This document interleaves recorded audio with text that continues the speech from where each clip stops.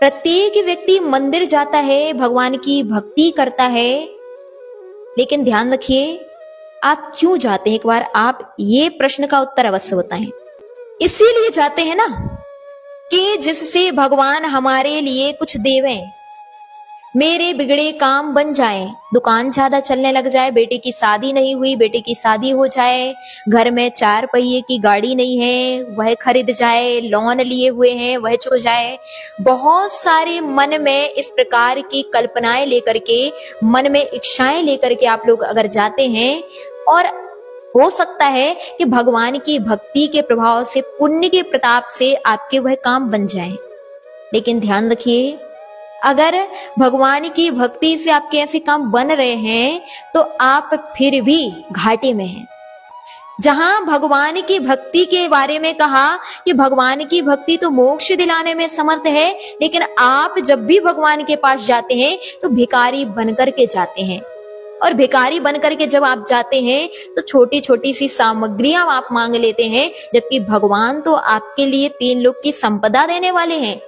आचार्य शमंत भद्र मुनि महाराज रत्न करंडक श्रावकाचार में लिख रहे हैं, निःश्रेयसमभ्युदयम् निस्तीरम दुस्तरम सुखाम्बु निधिम निपिबति पीत धर्मा सव्वे दुखे रना लीड़ा।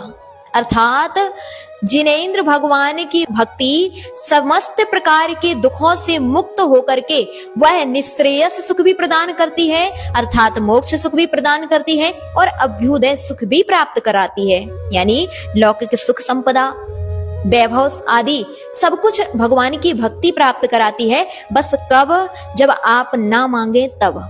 लेकिन आज व्यक्ति जब घुटने के दर्द को भगवान के सामने लेकर के जाता है तो भगवान भी मुस्कुराते हैं आपको देख करके। आपने देखा होगा कि भगवान की चेहरे में प्रसन्नता रहती है, वो आपको देख करके हंसते हैं कि ये भिखारी बन करके आया है, ये पुजारी बन करके नहीं आया। और यही कारण है कि आपके वो छोटे मोटे से कार्य बन जाते हैं, लेकिन आपके जो बड़ी सफलताएं मिलने वाली थी वह बड़ी सफलताएं आपको नहीं मिलती। मान लीजिए किसी किसान ने बीज बोया, और वह बीज इसीलिए बोता है कि यह बीज हमारे लिए श्रेष्ठ अन्न की प्राप्ति कराए। वह श्रेष्ठ से श्रेष्ठ, अच्छे से अच्छी क्वालिटी का बीज बोएंगे और मांगते भूसा है। बताओ वह किसान मूर्ख है कि समझदार? इसी प्रकार वह व्यक्ति भी मूर्ख है जो भगवान के पास, 3 लोक के नाथ के पास जा रहा है और इतनी भक्ति कर रहा है, जो भक्ति आपके लिए श्रेष्ठ संपदा प्रदान करने वाली है, वही आप जाकर के क्या मांग लेते हो? भूसा। वह भूसा जो आपको सहज मात्रा में मिलता, क्योंकि जब भी किसान बीज बोता है, ध्यान रखिए उसके लिए अन्न तो सहज मिलता ही है और साथ में भूसा फ्री में मिल जाता है। इसीलिए ये समझना चाहिए कि आप जब भगवान के पास जाओ तो आखिर ये छोटी मोटी संपदाएं अगर मांगेंगे तो आपको ध्यान रखिए बहुत बड़ा लॉस हो गया। फिर क्या मांगे हम? ऐसे क्या प्रार्थना करें भगवान के सामने?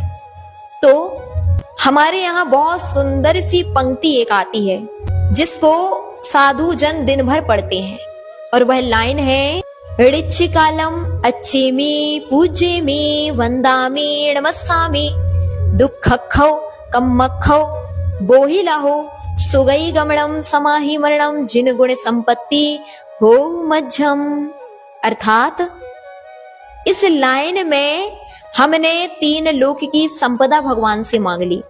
हे भगवान, नित्य काल ऋच कालम अच्छेमी मैं आपकी अर्चना करता हूँ, पूज्यमी पूजा करता हूँ, वंदामी वंदना करता हूँ, नमस्सामी नमस्कार करता हूँ।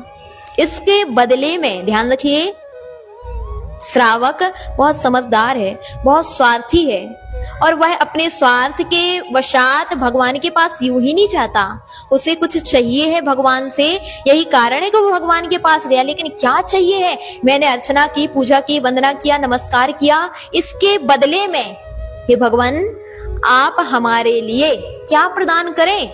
दुःखखौ दुखों का क्षय हो, कम्मखौ कर्मों का क्षय हो, बोहिला हो बोधि यानी रत्नत्रय की प्राप्ति हो, सुगई गमणम सुगति अर्थात उच्च गति की प्राप्ति हो, समाहि मरणम, समाधि पूर्वक मरण हो, जिन गुण संपत्ति हो मध्यम। हे भगवान, जैसे गुणों की प्राप्ति आपने की है वैसे गुणों की प्राप्ति मुझे भी हो, अर्थात मेरे लिए भी अष्ट कर्मों से रहित उस अष्ट गुणों से युक्त अवस्था की प्राप्ति हो। ऐसी जब हम भगवान के सामने मंगल भावना भाते हैं तो ध्यान रखिए यह तो मिलेगा ही मिलेगा, साथ में चक्रवर्ती, नारायण, प्रति नारायण, बलभद्र आदि जैसी महान संपदा भी अगर हमारे लिए प्राप्त हो गई तो कोई अतिशयोक्ति नहीं। इसलिए जब भी जाएं भगवान के सामने ये लाइन अवश्य बोलना चाहिए, और ये लाइन आप थोड़ी ही समय में याद कर सकते हैं, जरूर याद कर लें। और प्रतिदिन जब भगवान के लिए पुंज चढ़ाएं, नमस्कार करें, कायोत्सर्ग करें, और कायोत्सर्ग के बाद ये लाइन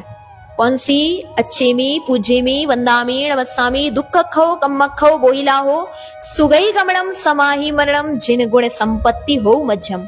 ये लाइन अवश्य भगवान के सामने निवेदित करें। आपके काम जो अभी तक नहीं बन रहे थे, गारंटी है कि जब आप भगवान के सामने पहुंचेंगे तो भगवान के, यद्यपि भगवान कुछ देंगे नहीं आपको, ध्यान रखिए भगवान कुछ नहीं देते, लेकिन आचार्य समंत भद्र मुनि महाराज कह रहे हैं अपुण्य पापम पर पुण्य हेतु। भगवान तो पुण्य से रहित हैं और पाप से भी रहित हैं, लेकिन फिर भी पर के पुण्य में निमित्त हैं। यही कारण है कि जब आप भगवान के चरणों में लाइन पढ़ेंगे तो आपके लिए लौकिक संपदा की भी प्राप्ति होगी बिन मांगे। कहा भी गया है बिन मांगे मोती मिले, मांगे मिले न भीख। इसलिए जब भी मांगो उत्कृष्ट मांगो। ये निकृष्ट भाषाएं भगवान के सामने प्रयोग मत करना। भगवान की दुकान तो ज्वेलर्स की दुकान है, इसलिए वहां पर ज्वेलरी ही मांगना, लौकी टमाटर खरीदने मत पहुंच जाना। इस बात का जरूर ध्यान रखेंगे।